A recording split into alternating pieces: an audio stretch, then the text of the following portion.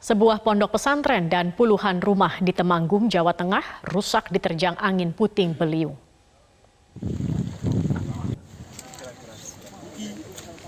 Inilah sebuah pondok pesantren di Kedu, Temanggung yang rata dengan tanah usai dihantam angin puting beliung. Sejumlah santri pondok sempat panik karena saat kejadian mereka tengah berada di lantai 2 pondok pesantren. Meski sempat ikut roboh bersama bangunan yang terbuat dari bambu, namun sekitar 15 santri semuanya selamat.